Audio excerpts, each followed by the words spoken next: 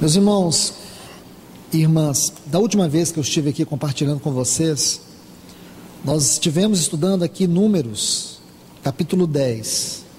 Eu tenho certeza que vocês se lembram, nós estávamos vendo aqui algo sobre o chamado do povo de Israel para marchar. Então Deus, Ele vai chamar o seu povo para marchar. Aqui no capítulo 10 do livro de Números, vamos recordar rapidamente a palavra e depois nós vamos prosseguir. Então vamos colocar aqui os pontos que foram compartilhados. Esse capítulo 10, ele tem um grande significado na história do povo de Israel, porque daqui por diante, o povo de Israel, eles vão sair do Monte Sinai e eles vão para Canaã. Até aqui eles já haviam percorrido 12 estações. Saíram de Ramsés, passaram por Sucote, Etam, Pirairote. Aí depois de Pirairote, eles passaram por Mara, depois Elim, depois Mar Vermelho. Aí depois o deserto de Sim. Aí depois a Luz, Dófica, Refidim. E aí eles chegaram no Monte Sinai. Aqui no Monte Sinai eles ficaram 3 anos e 6 dias. Isso inicia no capítulo 19 do livro de Êxodo, capítulo 19 do livro de Êxodo, e vai até aqui, o capítulo 10 do livro de Números. O que quer dizer que tudo que acontece, desde o capítulo 19 de Êxodo até o capítulo 10 do livro de Números, corresponde à estação do Sinai. Essa estação é muito importante, porque ela é o núcleo da revelação do pacto. Aqui, Moisés foi 11 vezes ao Monte Sinai para ouvir de Deus e falar ao povo. E se vocês se lembram muito bem, quando esse povo sai de Ramsés, vamos voltar aqui para o livro de Êxodo, apenas um texto para que a gente fixe na nossa mente. Êxodo capítulo 12, o versículo 37 está assim: partiram os filhos de Israel de Ramsés para Sucote, cerca de 600.000 homens a pé, sem contar as crianças. E tem uma versão que diz assim, sem contar mulheres e crianças. Então podemos imaginar aqui aproximadamente umas 3 milhões de pessoas. Não era pouca gente, né, irmãos? 600.000 homens, sem contar mulheres e crianças. Agora, eu quero que vocês lembrem-se de um outro fato que é muito importante. Essa nação no Egito, eles viviam como escravos. Eles eram escravos. O comportamento deles era de escravos. É importante que vocês gravem isso, porque se nós não gravarmos isto, nós vamos passar por cima de algumas particularidades aqui deste capítulo. Eles eram escravos, os costumes deles eram de escravos, eles viviam debaixo de um jugo de opressão, eles não tinham liberdade, o único direito deles era não ter direito. Agora eles ficam 3 anos ali no Monte Sinai, ouvindo de Deus. Muitas coisas aconteceram ali, mas vamos nos deter nas coisas positivas. Ali Deus deu a revelação da sua casa. Ali Deus deu a revelação do sacerdócio. A revelação da casa e a revelação do sacerdócio constitui os fundamentos da revelação do pacto. A casa e o sacerdócio. Porque o assunto da casa e do sacerdócio é o assunto que percorre todo o Novo Testamento e entra à eternidade. Se vocês observarem cuidadosamente, existe uma espinha dorsal no livro de Apocalipse. Nós sabemos que o testemunho de Cristo é a natureza da profecia do Apocalipse. Apocalipse, como diz os primeiros versículos, ele é uma revelação que Deus deu ao seu Filho, acerca do próprio testemunho do seu Filho. Então o Apocalipse é o testemunho de Cristo. E nesse testemunho de Cristo existe uma espinha dorsal, e nós não podemos fugir disso, porque essa espinha dorsal vai nos falar da obra e da pessoa de Cristo. Quando você lê Apocalipse procurando quem é o anticristo, quando você lê o Apocalipse para saber quanto tempo vai durar o milênio, quando você estuda o Apocalipse para saber o dia exato, a hora exata que Jesus vai voltar, irmãos, você não vai encontrar o espírito da profecia, porque o espírito da profecia é o testemunho de Cristo.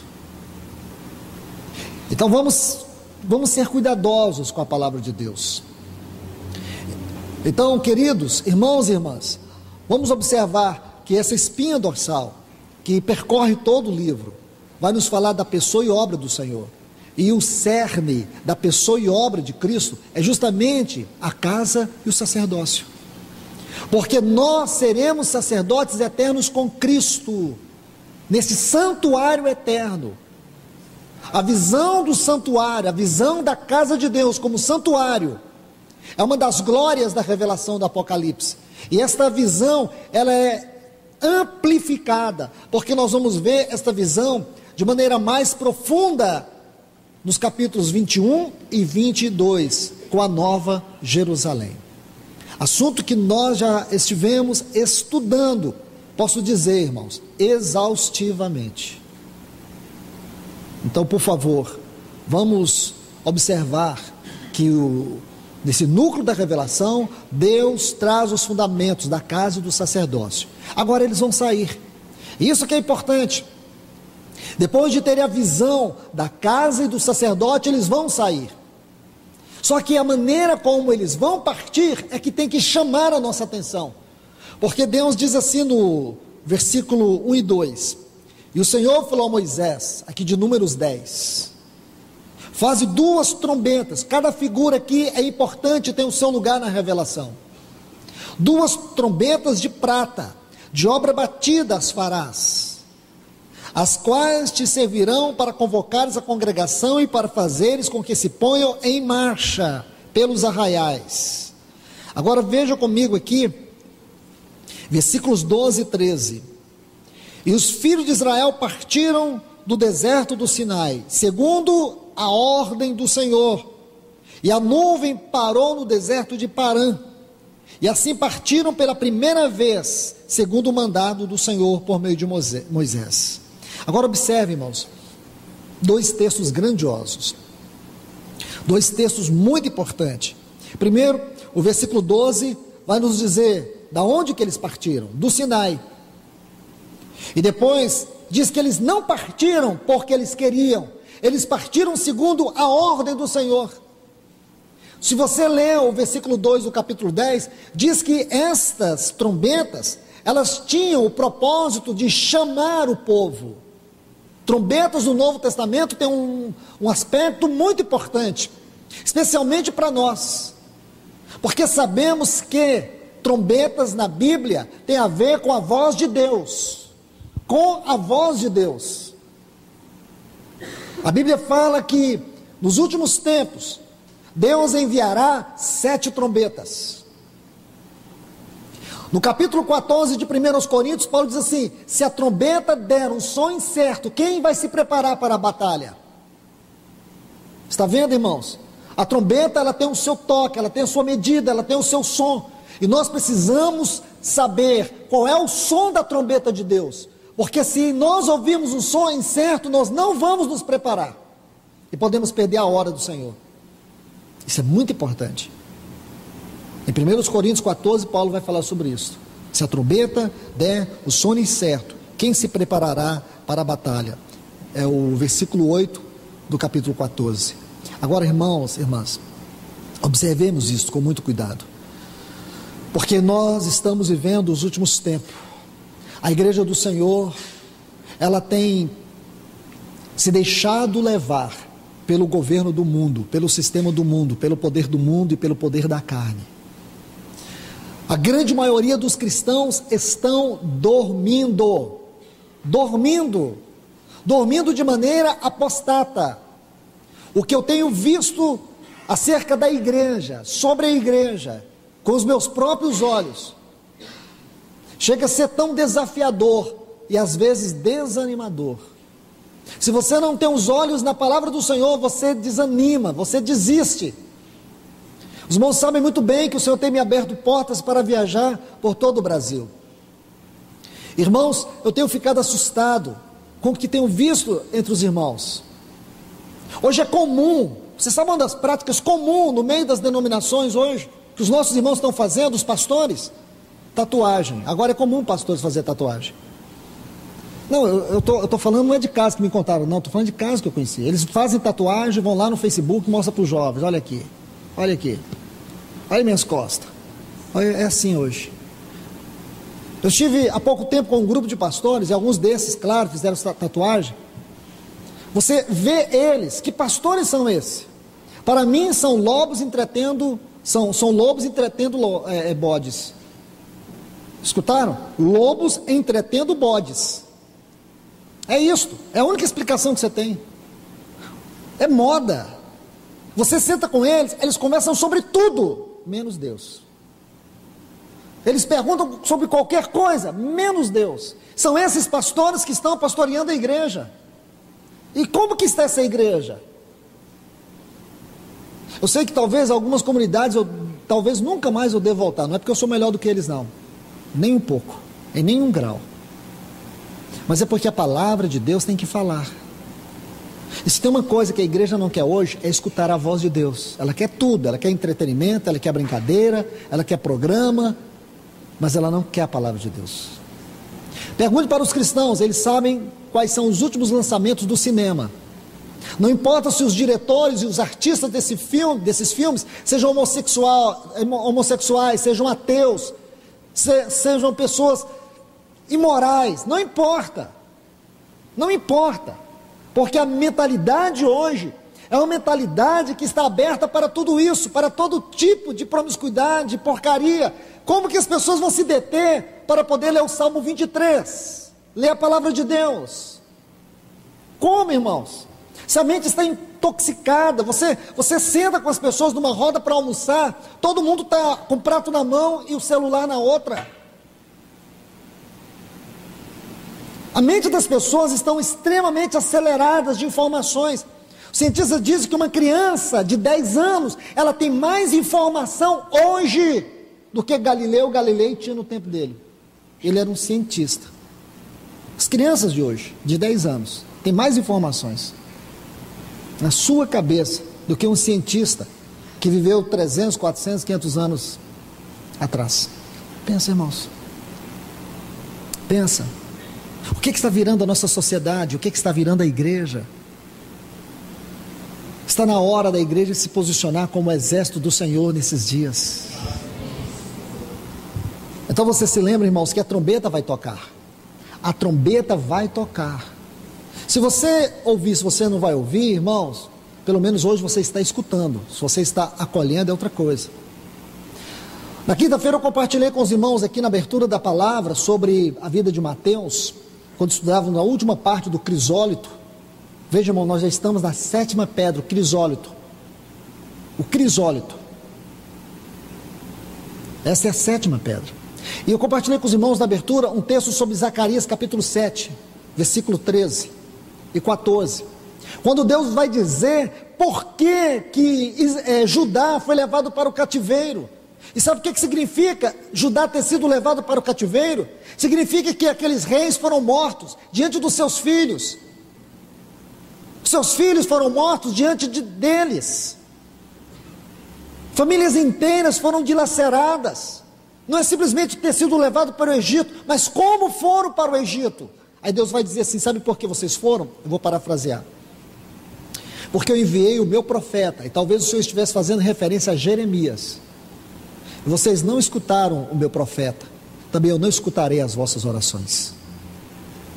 Isso está aqui, neste livro que ainda para mim, e sempre será a palavra de Deus.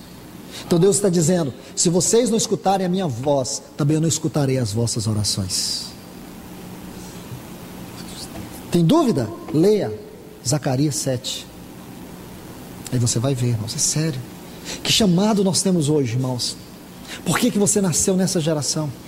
Por que Deus enviou o Filho dele para te salvar? Por que Ele pegou aquilo de mais santo e sublime do seu trono e colocou dentro de você, que é o Espírito Santo. Por que ele pegou esta palavra revelada, gloriosa, usou homens, 40 homens aproximadamente, em 3 continentes, em 3 idiomas, num período de 1500 anos, e te deu esse livro aqui, com 31.124 versículos. Imagina, é a palavra de Deus, e hoje ele ainda, irmãos, está falando. Hoje ele ainda está falando. Ele ainda está com a sua misericórdia abrindo os seus céus. Tem um texto, irmãos, que está lá em Gênesis, quando vai falar sobre Noé, diz que antes de fechar, antes do dilúvio, aliás, antes do dilúvio iniciar, Deus ainda deu 7 dias. Deus ainda deu 7 dias, irmãos. Antes do juízo de Deus vir pelas águas do dilúvio, ele deu 7 dias. Ele deu um tempo de misericórdia. Eu chego a pensar, irmãos, que nós estamos vivendo esse tempo de misericórdia. Então vamos acordar. Acorda, meu irmão. Acorda, minha irmã. Que privilégio você tem. Porque em muitos lugares as pessoas não estão ouvindo o que vocês estão ouvindo. Em muitos lugares as pessoas não estão recebendo o que vocês têm recebido. Em muitos lugares os céus não estão mais abertos, os céus estão fechados. Irmãos, eu falo com tristeza, de rasgar o coração isso. Eu tenho convivido com alguns irmãos, alguns presbíteros, alguns pastores e até apóstolos. E sabe o que eles dizem? Luiz, eu não tenho nada para falar. Nada. Não existe um rastro de morte dentro da minha congregação. Porque fez tudo errado e achou que estava fazendo tudo certo. As pessoas estão aí. E sabe o que é bom para eles? É um culto cheio de luzes, de fumaça, o povo quase que enlouquecido. Falta distribuir cocaína e crack na porta do local para o povo ficar mais doido ainda. Eles acham que isso é poder de Deus. Compreende? Eles acham que isso é o poder de Deus. As pessoas estão morrendo, os casamentos estão sendo destruídos. Percebe, irmãos? Só para você ter uma ideia, de uma dessas congregações que eu estive, eles tinham 25 pastores, hoje tem 6. E alguns desses aí, na semana seguinte que eles saíram, já estavam em boate com a esposa. E hoje ninguém preocupa com nada. Hoje a pessoa vai fazer um passeio, no outro dia as fotos estão tudo lá no Facebook. Eu não sei como é que as pessoas têm coragem de expor sua vida assim, irmãos. Será que elas não têm noção que essa página, ela é vista de uma ponta a outra desse mundo? Ou qualquer pessoa pode entrar e ver suas fotos, ver sua esposa lá exposta. Como é que a gente tem coragem disso, irmãos?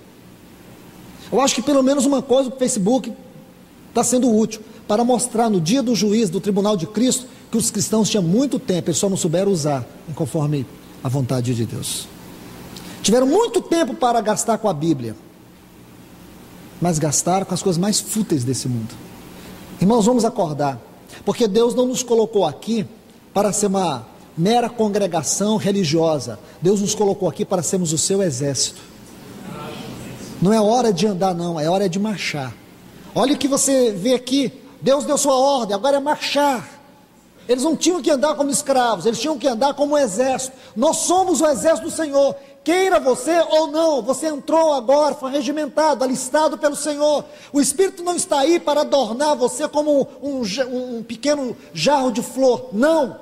O Espírito entrou em você para te dar poder, como ele deu para Davi vencer Golias. Compreende, irmãos? Como ele deu para Sansão, para vencer aqueles filisteus. É com esse poder que nós vamos vencer.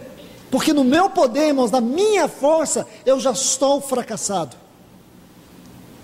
Eu tenho que confiar nesse poder, porque os dias são maus, os dias são terríveis.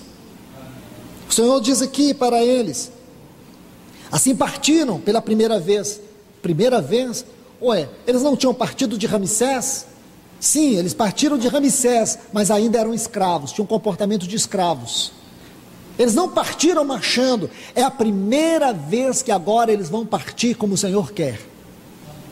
Primeiro o Senhor os arrancou, Ele os tirou.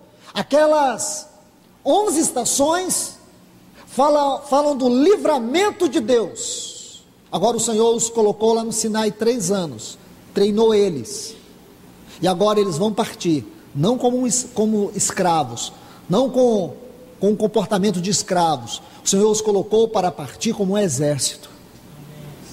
Talvez é aqui que nós estamos falhando, é que nós não temos olhado para nós como exército do Senhor. Então você se lembra, nós vimos Efésios. Se você olhar a Epístola aos Efésios, nos seus 6 capítulos, primeiro capítulo, você vai ver lá no versículo 22, quando Paulo diz: odeio a igreja, aquele que Deus ressuscitou com aquele grande poder, odeio a igreja, a qual é o seu corpo. A igreja é o corpo de Cristo. Essa é a primeira revelação da igreja em Efésios. A segunda revelação está nos 2 últimos versículos. No capítulo 2, ela é o santuário, ela é a morada eterna de Deus. Então a igreja é o corpo de Cristo, é a morada eterna de Deus. No capítulo 3, no versículo 4, 5, vai nos falar que a igreja é o mistério de Cristo. Porque esse mistério está sendo revelado, e neste mistério, Deus vai manifestar através da igreja as múltiplas facetas da sua infinita sabedoria. Sabedoria esta, que nem mesmo os anjos que estão diante de Deus no seu trono podem conhecer, a não ser que pela igreja a multiforme sabedoria de Deus se torne conhecida agora de principados e potestades nos lugares celestiais. Tanto anjos bons como maus estão sentados para poder aprender as múltiplas facetas da sabedoria de Deus que só se manifesta através da igreja. No capítulo 4, versículo 24, nós vamos ver que a igreja é o novo homem da nova criação. Este novo homem criado em Cristo é o novo homem da nova criação, como também é repetido em Colossenses. Esta é a figura da igreja no capítulo 4. No capítulo 5, nós temos, a partir do versículo 25, quando Paulo diz para os maridos amarem suas esposas como Cristo amou a igreja. Aí diz que o Senhor, Ele está preparando para si mesmo uma igreja gloriosa. Essa é a visão da igreja no capítulo 5 de Efésios, igreja gloriosa.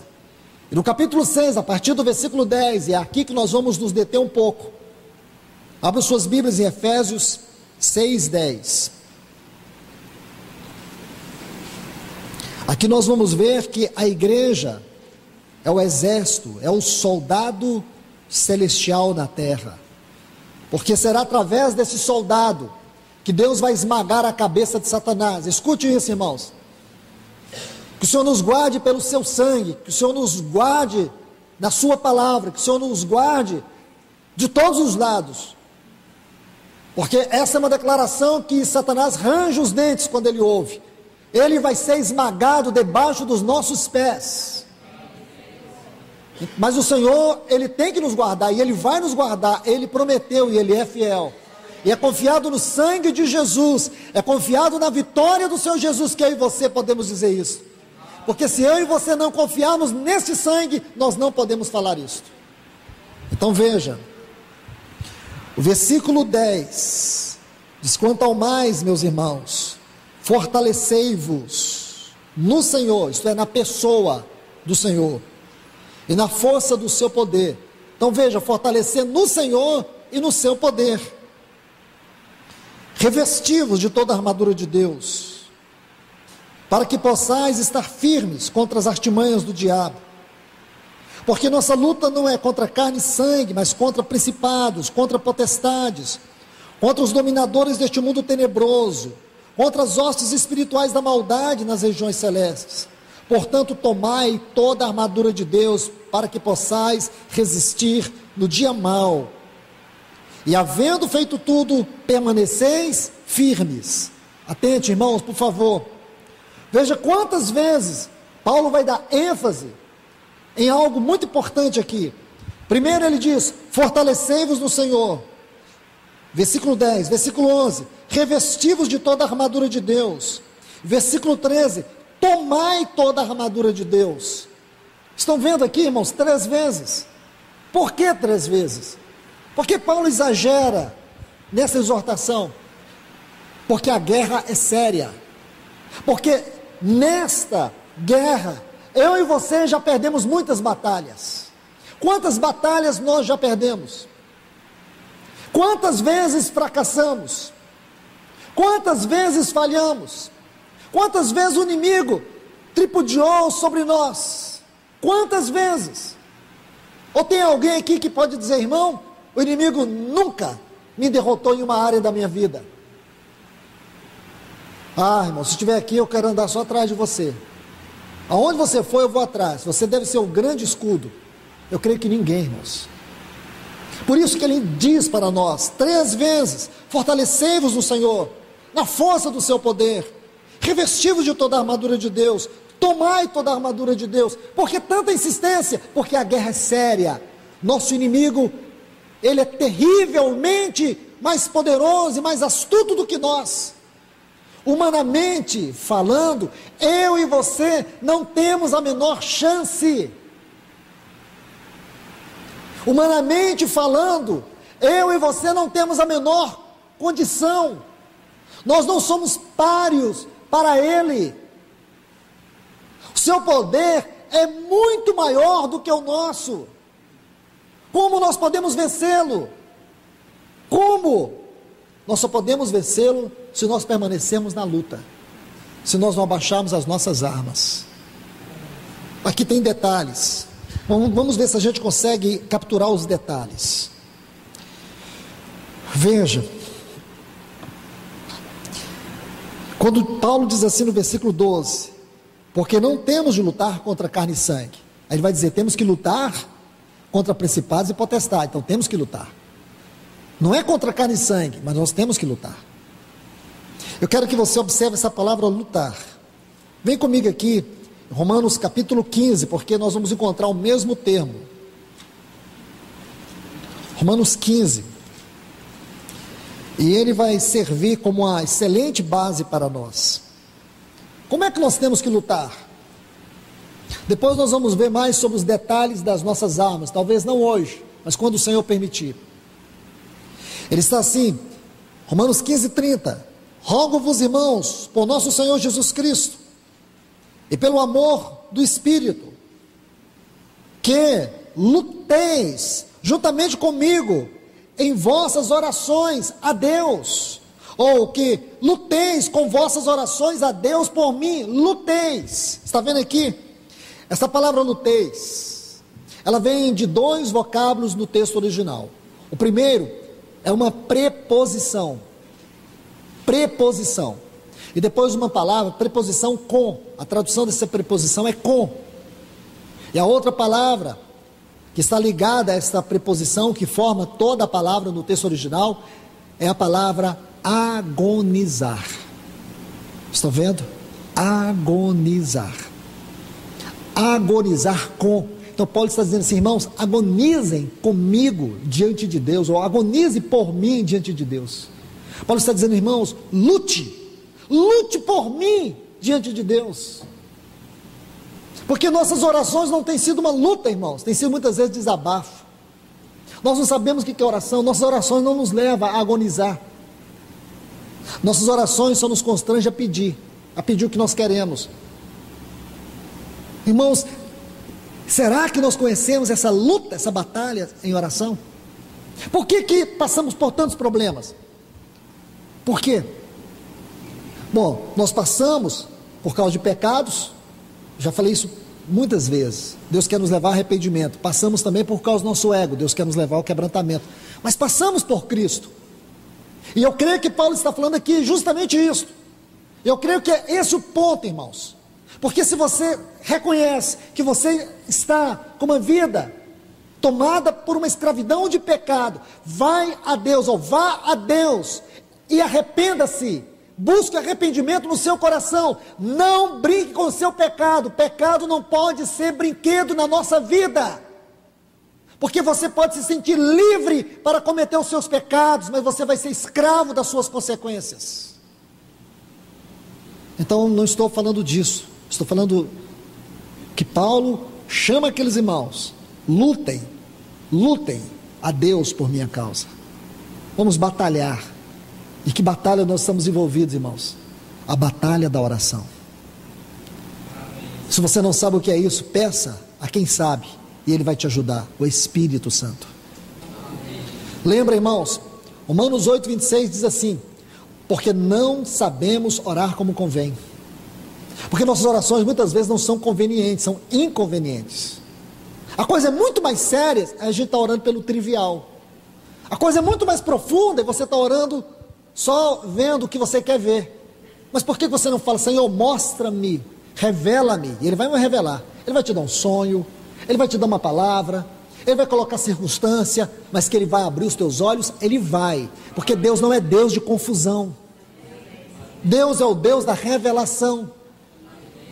A única coisa confusa é a nossa mente, é o nosso coração. Sabe por que nossa mente, o nosso coração é confuso, é perturbado? É porque nós não queremos ouvir a voz de Deus. Porque quando você ouve a voz de Deus, ela pode te transpassar, ela pode te perfurar, ela pode causar uma grande cicatriz na sua vida, mas ela traz a própria vida. Ela não te mata, ela traz vida. Agora, gente, irmãos, não quer isso. Nós queremos o quê? É o que se prega hoje: o evangelho popular, o evangelho indolor. Nós não queremos vida, nós queremos morte. Inconscientemente nós queremos morte. Mas se você quer vida, esta é a vida. Vamos aprender o que é lutar em oração, irmãos. Lembra de Elias? 62 anos, a nação de Israel debaixo de um governo de assassinos em série, sentando no trono de Israel, tripudiando do nome de Deus, da santidade de Deus, da glória de Deus. Havia muitos profetas no tempo de Elias, ou você acha que não haviam? Haviam. Sabe onde eles estavam? Escondidos em cavernas, sendo alimentados por pão e água. Quem não quer uma vida dessa?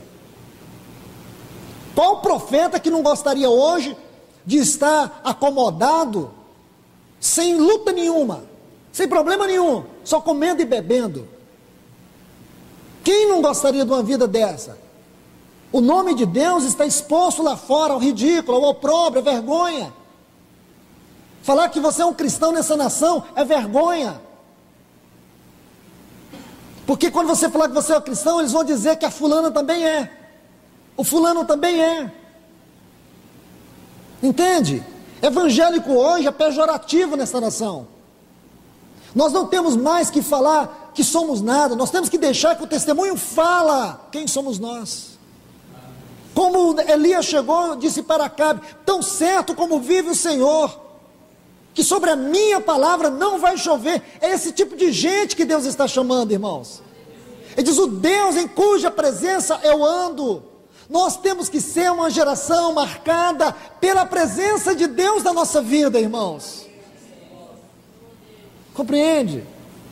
Não é uma geração marcada pelos fracassos.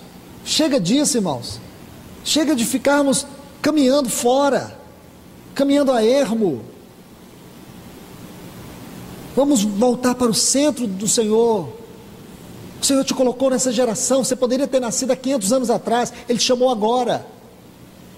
Ele te revelou a palavra. Ele abriu os céus dele para você.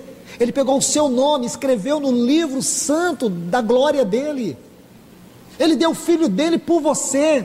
Ele encheu o seu coração do Espírito. Ele está aí, mas o que você tem feito com esse Espírito Santo? Você não conversa com ele, você não fala com ele, você não dá lugar a ele. Tudo que você faz de você e por você e para você. Honra ele, não entristeça ele, não pise nele, exalte ele, glorifique ele.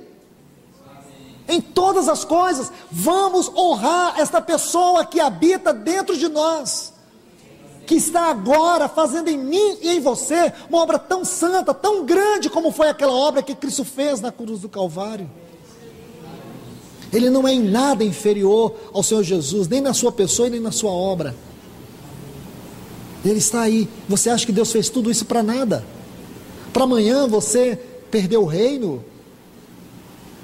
Não. Ele quer muito mais. Ele quer que você sente no trono com Ele e governe as nações. Ele quer que você faça parte do governo eterno dEle. Ele quer que você seja o santuário da morada dEle. Ele quer que você seja a família dEle. Ele quer que você seja a esposa dEle para uma satisfação eterna. É pouco isso, irmãos? Isso é pouco? Isso é pouco para você? Não dá, irmãos. Nós somos a igreja do Senhor. Nós somos o testemunho de Deus na terra. Vamos daqui a pouco voltar para nossas casas, pegar nossa rotina. Não deixe a sua rotina destruir a palavra de Deus no teu coração hoje. Não deixe o teu trabalho sufocar a palavra. Ore sobre ela. Vá hoje aos pés do Senhor e diga: Senhor, mantenha viva, mantenha a chama acesa da tua palavra em meu coração, porque ainda posso estar te ouvindo, Senhor. Porque muitos não estão, irmãos. Muitos não estão. Em muitos lugares Deus não fala. Não é porque Ele não quer, porque o povo não quer ouvir. Deus ainda está falando a esta igreja, irmãos. Muitas vezes fora, olhando de lá para cá, eu me lembro de vocês, fico pensando: Deus, Tu ainda estás falando naquele lugar. Tu ainda estás falando. Ainda a presença do Senhor está aqui, irmãos. Ele não retirou o seu candeeiro, irmãos. A misericórdia do Senhor está aqui. Ele não tirou o seu candeeiro. Então eu e você não podemos dar as costas ao que Ele está falando, ao que Ele está fazendo. Nós somos o exército do Senhor. E Paulo diz: lute comigo, vamos lutar uns pelos outros. Você está lutando pelo seu irmão, você está vendo a casa dele, está vendo os filhos dele, está vendo o casamento dele. Lute, mas não faça essa oração de minhas palavras não. Faça uma oração que você seja capaz de rasgar o coração. Faça uma oração que você tenha convicção: eu entrei na sala do trono e eu falei com Ele. Ele ouviu, eu senti que Ele ouviu a minha oração. Não ore para marcar presença, ore para você sentir a presença dEle. Ore por causa da presença dEle, não por causa da sua presença. Ore, ore, só pare de orar quando você tiver certeza: Ele me escutou, Ele me ouviu. Agonize diante do Senhor em oração. Irmãos, que nós sejamos esta igreja, que temos a capacidade de agonizar diante de Deus em oração. Estão entendendo? Olhe bem, irmãos. Veja aqui Colossenses, capítulo 1. Vamos buscar mais uma palavra para somar a esta, para entender o que é realmente o sentido dessa palavra: agonizar.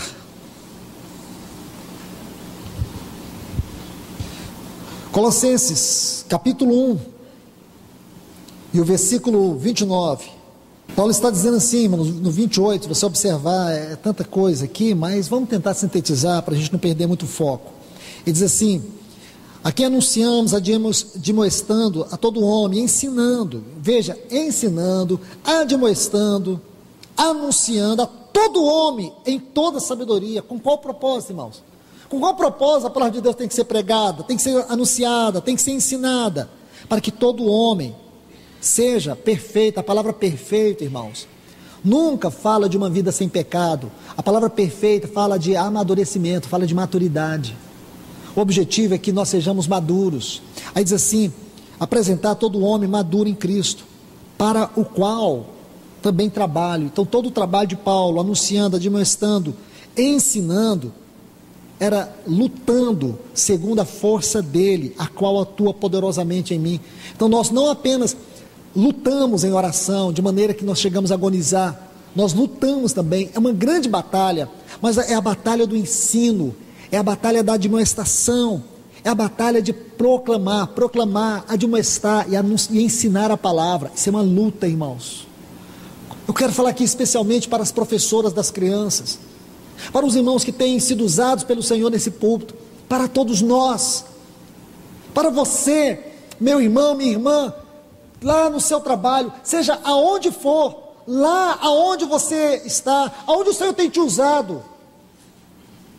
Porque eu não posso acreditar que o Senhor só fala aqui nesse momento de reunião. Eu creio que muitas irmãs aqui, nós nem sabemos, muitos irmãos nem fazemos ideia, mas eles são pregadores deste mesmo evangelho. Então você tem que entender que isso é uma luta. Não faça isso de qualquer maneira, faça isso como uma luta, faça isso como uma grande batalha. Ele diz, Paulo, que essa batalha, ele luta não segundo a força dele, mas segundo o poder de Deus, que nele atua poderosamente. Ele diz, segundo a força dele, não a força de Paulo, a força de Deus, que atua em mim poderosamente. Irmãos, é isto. Dê lugar para que o Espírito Santo batalhe com esta espada. A espada do Espírito é a palavra de Deus, pelejando contra a carne, pelejando em tantas áreas, em tantas situações. Oh, irmãos, quantas situações nós temos visto no meio do povo de Deus. Não vamos ficar calados, não vamos abaixar nossas armas, vamos pregar este evangelho vivo e vamos deixar que Deus faça a obra e não nós. Vamos buscar só mais 3 textos e aqui a gente vai terminar. O capítulo 4 aqui de Colossenses, ele vai falar de Epáfras. Aí ele diz assim: Epáfras, que era um dos anciãos ali entre os irmãos em Colossos, servo de Cristo. Olha essa frase aqui: sempre esforçando-se intensamente. É a mesma palavra, aqui está uma frase, mas lá no texto original é agonizomai. Então sabe o Epáfras, ele agonizava por aqueles irmãos em oração, para que eles estivessem firmes e maduros em tudo o que Deus queria deles. Oh, irmãos, vamos orar por esta igreja, mas vamos orar com agonia mesmo. O Senhor tem nos reunido para orar nas segundas, mas nas nossas casas, vamos orar uns pelos outros. Sabe por quê, irmãos? Você se lembra? Lá naquele capítulo 10 de Números, então você vai ver Judá. Judá é a tribo da vanguarda. Eles foram à frente, eles estiveram à frente, mas lá atrás havia uma tribo, juntamente com outras tribos, mas ela tinha uma bandeira, era a bandeira de Dan. Dan era a retaguarda. Então nós temos que ir à frente. Tem irmãos aqui que vão à frente? Tem, mas tem também aqueles irmãos que ficam lá atrás, eles são a vanguarda. Sabe para quê, irmãos? Para não deixar ninguém para trás.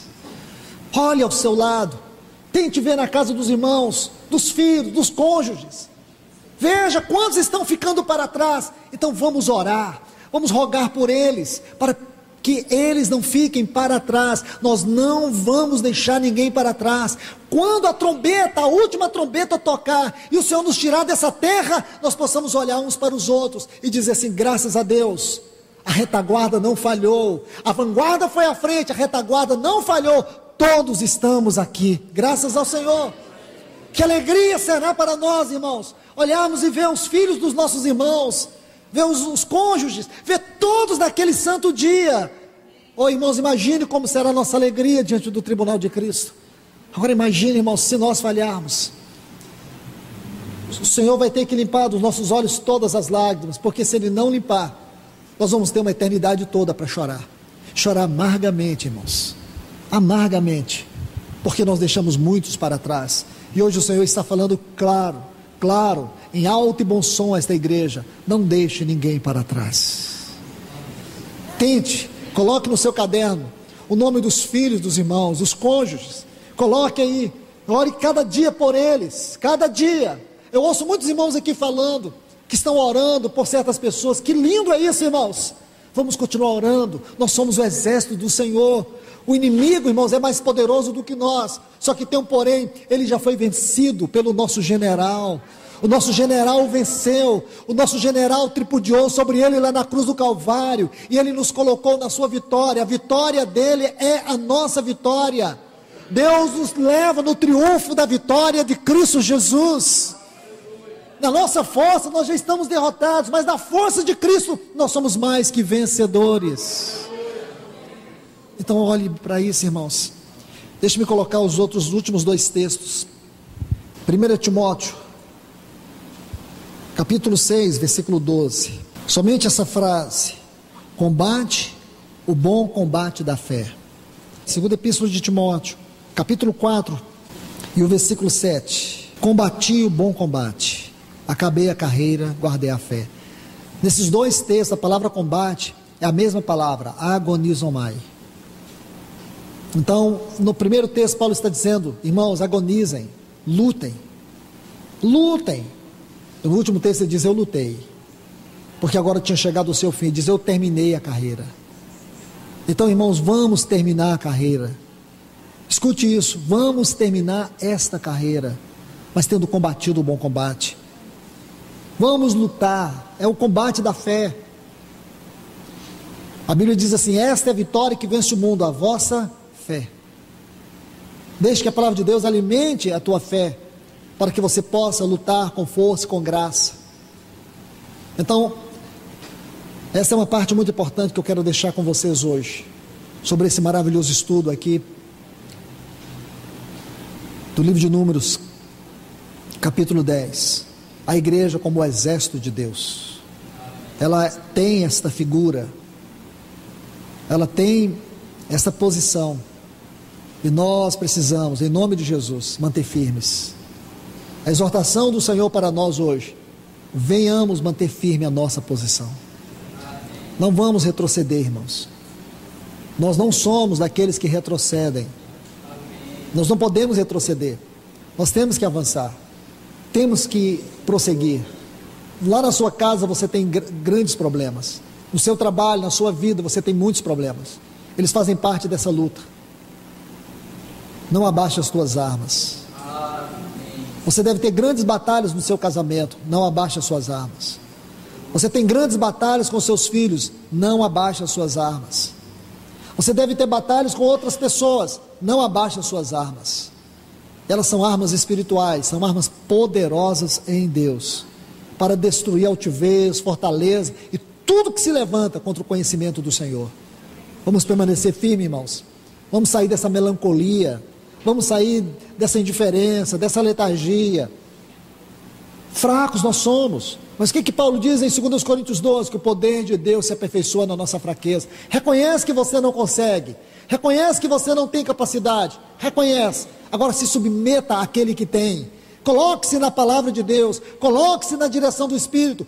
Ore para que Ele te encha. E você vai ver o poder da força do Senhor agindo poderosamente sobre a tua vida. Que Deus nos abençoe, irmãos. Pai, nós te louvamos e te agradecemos. Obrigado por este glorioso privilégio que nós tivemos aqui, Senhor, de mais uma vez contemplar os teus céus abertos sobre este lugar e sentir a tua palavra como um rio caindo aqui sobre nós. Ó Deus, obrigado porque o Senhor ainda está falando com esta igreja. Ó Deus, nós vemos a tua misericórdia nesta manhã, neste lugar. Agora, Senhor, nós não podemos virar as costas à tua palavra, Senhor. Nós não queremos que ocorra conosco o que aconteceu com Israel, com Judá. Senhor, nós queremos ouvir a tua palavra para ter a certeza que as nossas orações jamais serão interrompidas. Ajuda-nos, Senhor, a agarrar a tua palavra nessa manhã. Que nós venhamos, Senhor, com prazer, esconder tua palavra dentro de nós, Senhor. Ó Deus, ajuda-nos, ajuda-nos, ajuda-nos, Senhor, como tua igreja. Estamos vivendo um momento tão difícil, todos nós, estamos vivendo diante de lutas tão difíceis, mas nos fortaleça, Senhor. Fortalece a tua igreja aqui nesta manhã. Renova a força do teu povo. Fortalece os joelhos cansados, as mãos cansadas. Oh Senhor, ajuda o teu filho, ajuda a tua filha. Alegra o coração dele em tua presença. Por mais que ele olhe, ela olhe e não veja motivos para alegrar, mas que eles possam saber que o Senhor é a alegria que eles precisam, Senhor. Encha o coração da tua filha, enche o coração do teu filho da tua alegria, da tua força, para que eles possam, Senhor, levantar as suas armas, conhecer aquele poder que Sansão conheceu. Na sua fraqueza ele venceu todos os seus inimigos. Assim nós também, Senhor, vemos conhecer o poder que aperfeiçoa na fraqueza. Ajuda a tua igreja, Senhor. Nós te clamamos aqui nesta manhã, nós rogamos a ti nesta manhã. Ajuda a tua igreja, Senhor. Ajuda os jovens, Senhor. Ajuda cada pessoa aqui, Senhor. Em nome do teu filho, Senhor. Em nome de Jesus. Nós oramos aqui em nome de Jesus.